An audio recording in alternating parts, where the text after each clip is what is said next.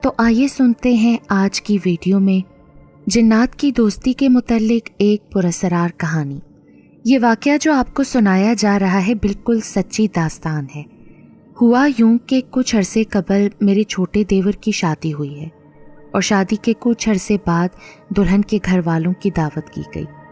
दावत के बाद बाकी सब लोग तो रुखसत हो गए, लेकिन दुल्हन की नानी और नाना को हम लोगों ने रोक लिया कि आप लोग 1-2 दिन के लिए हमारे घर रुक जाएं। तो वो दोनों हमारा प्यार, मोहब्बत और एहतराम देखकर रुक गए। उनकी रिहाइश पंजाब के शहर सरगोदा के एक इलाके फरोका में है। रात के खाने से फारिग होकर सब लोग खुले सहन में बिछी हुई चारपाइयों पर बैठकर बातें करने लगे, जबकि मेरे चारों बच्चे भी सो गए थे। जैसा कि गांव का अमूमन माहौल होता है कि मेहमानों के साथ रात गए तक बातचीत का सिलसिला जारी रहता है, इसी तरह हम लोग भी मुख्तलिफ मौज़ूआत पर बातचीत करते रहे कि अचानक मेरे सबसे छोटे देवर ने उनको मुखातिब करते हुए कहा कि बाबा जी, आप ड्राइवर रहे हैं, कोई ज़िंदगी में पुरअसरार वाक़या हुआ है तो बताएं। मेरी भाभी को बहुत शौक़ है पुरअसरार कहानियाँ सुनने का। ये सारी गुफ्तगू हमारी मादरी ज़बान पंजाबी में होती रही, लेकिन मैं उर्दू में ही सुना रही हूँ। जिस पर बुज़ुर्ग कहने लगे कि पुत्र, मेरी ज़िंदगी ड्राइवर के तौर पर गुजरी है। सऊदी अरब तक ड्राइवर की नौकरी की है। चोरी चकारी, डकैती, मार कुटाई के कई वाक़यात तो बहुत पेश आए हैं, लेकिन जिन भूतों से कभी पाला नहीं पड़ा। हाँ, लेकिन अल्लाह बख्शे मेरी अम्मा के साथ बिल्कुल हकीकत में ऐसा ही जिन्नों भूतों से मुतल्लिक एक पुरअसरार सच्चा वाक़या पेश आया था। ये वाक़या उन बुजुर्गवार जिनको हम सब हाजी साहब कहते हैं, उन्हीं की ज़ुबानी सुनते हैं। मेरी अम्मा की शादी उस ज़माने के रवाज के मुताबिक बहुत कम उम्री में हो गई थी, जैसा कि अमूमन उस ज़माने में होता था कि बचपन में ही बच्चों के रिश्ते तय कर दिए जाते और जैसे ही बच्चे जवान होते उनकी शादियां कर दी जाती। मेरी अम्मा भी ऐसी ही कम उम्री में साथ वाले गांव से ब्याह कर आई थी, जबकि मेरे अब्बा भी उस वक्त कुछ ज़्यादा उम्र के ना थे। मेरे ददिहाल की ज़रई ज़मीन थी और इसके अलावा आम का खासा वसी रकबे पर फैला हुआ एक बाग भी था। बाग के बिल्कुल साथ ही हमारा घर भी था, इसलिए वालिदा और मेरी दादी जब भी काम से फारिग होती बाग में आ जाती। मेरी दादी तो दिन रात रहती ही बाग में थी, इस तरह बाग का ध्यान भी रख लेती। मेरे चचा, दादा और अब्बा ज़मीनों की देखभाल के अलावा मवेशियों का भी काम करते थे। मेरी अम्मा अक्सर दोपहर के वक्त दादी की रोटी लेकर बाग में चली जाती और गर्मियों की दोपहर में बाग में मौजूद चारपाई पर बैठकर अपनी दस्तकारी का काम करती।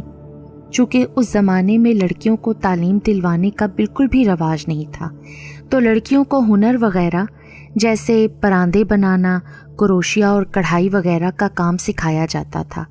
तो मेरी अम्मा को भी ये काम बड़ी उम्दगी से आते थे, लेकिन ख़ास तौर पर दुपट्टों के किनारों पर क्रोशिया की बेल बनाने में उन्हें कमाल हासिल था।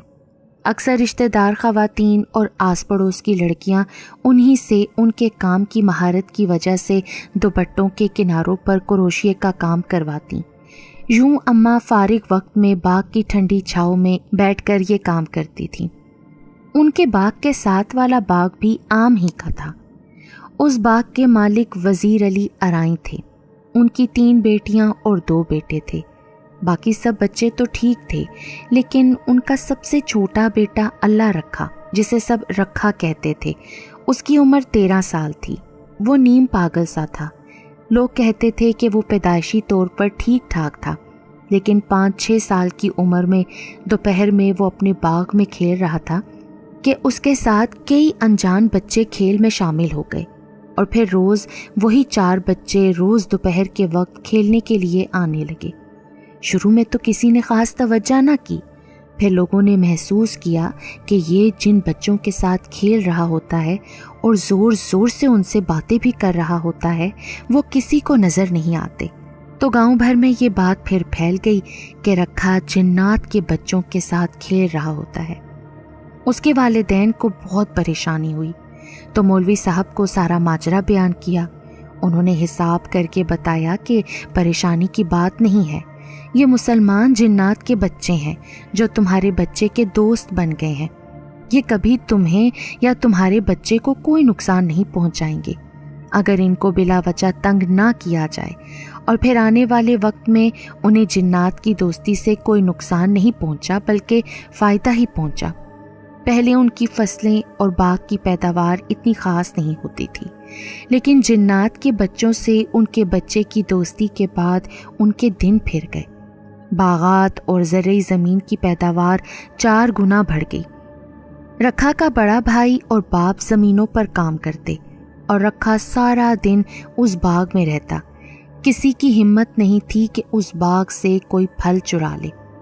اگر کوئی ایسا کرنے کی کوشش کرتا تو رکھا کے جنات دوست اس کو ایسا ڈراتے کہ کبھی وہ یہاں آنے کی ہمت ہی نہ کرتا۔ سارا دن رکھا باغ میں کھیل کود کرتا، بس روٹی کے وقت گھر چلا جاتا اور پھر دوبارہ باغ میں آ جاتا اور اپنے کھیل کود میں مصروف ہو جاتا، اور سارا دن رکھا یہ کلام پڑھتا رہتا: حق اللہ، آیا ہاڑ دا مہینہ، ہر پاسے تتی لو، حق اللہ، تساں کرو گھر آرام، کھا گیری تے بادام، تیرے باغاں دا دھیان، میرے بیلیاں دا ہے کام، حق اللہ۔ ہمارا باغ چونکہ ان کے باغ کے بالکل ساتھ ہی تھا تو کبھی کبھی رکھا ہمارے باغ میں بھی آ جاتا۔ جنات کے ساتھ دوستی نے اس کے دماغ پر یہ اثر ڈالا کہ وہ اپنی عمر سے بہت چھوٹا رہ گیا۔ جب والدہ کی شادی ہوئی تو اس وقت اس کی عمر 17-18 سال تک ہوگی، لیکن دماغی طور پر وہ 7-8 سال کے بچے جتنا رہ گیا تھا۔ اسی لیے وہ بلا جھجک گاؤں کے کسی بھی گھر میں یا کسی باغ اور کھیت میں خواتین کی موجودگی میں چلا جاتا۔ حالانکہ گاؤں دیہات کے اس عمر کے لڑکے اس معاملے میں بہت محتاط ہوتے تھے۔ رکھا جب ہمارے باغ میں آتا تو یہی نعرہ مستانہ لگاتا جو عموماً اس کی زبان پر ہوتا تھا۔ اس بات سے اماں اکثر غصہ بھی ہو جاتی کہ وہ گہری نیند میں ہوتی تو اس نعرے مستانے کی وجہ سے جاگ جاتی۔ کبھی تو برداشت کرتی، کبھی ڈانٹ کر اسے وہاں سے بھگا دیتی، کبھی کبھی اس کو چھیڑنے کے لیے اس کے جنات دوستوں کے بارے میں بھی کوئی مذاق کر دیتی۔ پھر ایک ایسا واقعہ ہوا کہ انہوں نے رکھے کے جنات دوستوں کا مذاق اڑانے سے توبہ کر لی۔ ہوا یہ کہ ان دنوں بیساکھ کا مہینہ شروع ہوا تھا، جو عموماً اپریل کے آخری دنوں میں شروع ہوتا ہے اور مئی کی 25-26 تاریخ تک جاری رہتا ہے۔ ان دنوں گندم کی کٹائی بڑی زور و شور سے جاری رہتی ہے اور گاؤں میں ہر کوئی ان دنوں میں مصروف ہو جاتا ہے۔ ان دنوں میں پنجاب کے علاقوں میں طوفان اور آندھیاں بڑے شور سے جاری رہتے ہیں۔ اکثر روز یا دوسرے تیسرے دن یہ تیز ہوائی بگولے آندھی کی شکل اختیار کر لیتے ہیں۔ ایسے ایک ڈھلتے دن میں میری اماں باغ میں اپنے ایک دوپٹے پر کروشیا کی مدد سے بیل بنانے میں مصروف تھیں کہ اچانک مغرب کی جانب سے آسمان گرد آلود ہونا شروع ہو گیا۔ یہ آندھی کے آثار تھے۔ وہ جلدی سے گھر کی طرف بھاگ کر گئیں کیونکہ چولہے پر سالن کی دیگچی بھی رکھی ہوئی تھی اور گھر میں کوئی تھا بھی نہیں، سب فصل کی کٹائی کے لیے گئے ہوئے تھے۔ اماں اس لیے نہیں گئیں کیونکہ ان کو پہلی بیٹی کی پیدائش میں کچھ ہی دن رہ گئے تھے۔ انہوں نے جلدی سے سالن کی دیگچی اتار کر اندر رکھی اور دھلے ہوئے کپڑوں کو اتار کر اندر رکھنے لگیں۔ جو لوگ گاؤں دیہات میں رہتے ہیں وہ آندھی طوفان کے موقع پر ایسی افراتفری سے واقف ہوں گے۔ اس بھاگ دوڑ میں ان کا وہ دوپٹہ وہیں باغ میں چارپائی پر پڑا رہ گیا جس پر وہ کروشیا بنا رہی تھی۔ اگلی صبح جب انہوں نے دیکھا تو وہ دوپٹہ تیز رفتار ہوا کی وجہ سے درخت کی ٹہنی میں پھنسا ہوا تھا اور خاصی اونچائی پر تھا۔ وہ اس دوپٹے کی فکر میں بیٹھی تھیں کہ اسی وقت رکھا اپنا وہی مخصوص نعرہ مستانہ لگاتا ہوا ادھر آ نکلا۔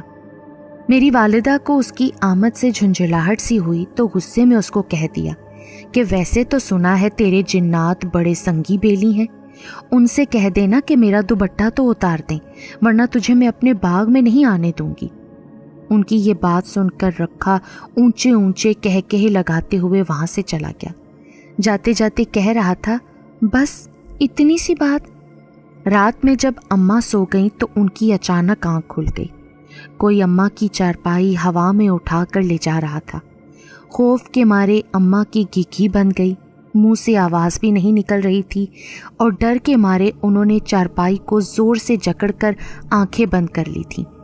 دل میں قرآن پاک کی آیات کی تلاوت کرنے لگیں۔ ان کو سمجھ میں نہیں آ رہا تھا کہ وہ کیسے یہاں پہنچی۔ یہ گرمیوں کے دن تھے، وہ اپنے گھر میں ٹھیک ٹھاک سوئیں تو اچانک یہ کیا ہوا؟ چارپائی اڑتی ہوئے یہاں کیسے آ پہنچی؟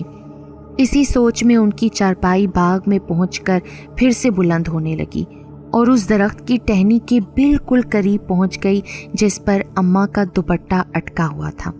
نیچے سے رکھا کی آواز آئی، اتار لے مائی اپنا دوپٹہ، لیکن اماں بے حس و حرکت پڑی رہیں۔ پھر رکھا نہ جانے کیسے ہوا میں بلند ہوا اور احتیاط سے وہ دوپٹہ اتار کر چارپائی پر رکھ دیا۔ پھر اماں کو کچھ ہوش نہ رہا۔ صبح جب اماں کی آنکھ کھلی تو اپنے گھر کے صحن میں موجود تھیں اور ان کی چارپائی پر وہ دوپٹہ بھی موجود تھا۔ انہوں نے جس سے بھی اس بات کا ذکر کیا کہ رات کے وقت میری چارپائی خود بخود ہوا میں اڑتی ہوئی باغ میں پہنچی اور پھر رکھا اور اس کے جنات دوستوں نے دوپٹہ اتار کر میری چارپائی پہ رکھ دیا، لیکن جب آنکھ کھلی تو میں گھر کے صحن میں ہی موجود تھی۔ اماں کی اس بات کا کسی نے یقین کیا، کسی نے وہم اور کسی نے ان کا خواب قرار دیا، لیکن اماں نے پھر کبھی رکھا کا مذاق نہیں اڑایا۔ اس واقعے کے کچھ سالوں بعد رکھا کا بخار کی وجہ سے انتقال ہو گیا۔ گاؤں کے سب لوگ اس کی موت پر دکھی تھے۔ جب اس کو قبر میں اتارا جانے لگا تو بڑی تیز آندھی آئی اور اس سنسناتی ہوئی ہواؤں میں چاروں طرف سے حق اللہ کی صدائیں گونجتی ہوئی محسوس ہوئیں۔ سب لوگ گھبرانے لگے تو مولوی صاحب نے کہا کہ آپ لوگ اپنا کام جاری رکھیں، یہ اس کے جنات دوست اور ان کی برادری والے ہیں جو یقیناً اپنے دوست کے جنازے میں شرکت کرنے کے لیے آئے ہیں۔ اس واقعے کو کئی صدیاں بیت گئیں۔ اماں بھی برسوں پہلے اس دنیا سے سدھار گئیں۔ اللہ تعالیٰ ان کی اور ہر مسلمان کی مغفرت فرمائے۔ رکھا بھی اس دنیا میں نہیں رہا، لیکن اس کا باغ اب بھی وہیں موجود ہے جو اس کے بھائی کے پوتے سنبھالتے ہیں۔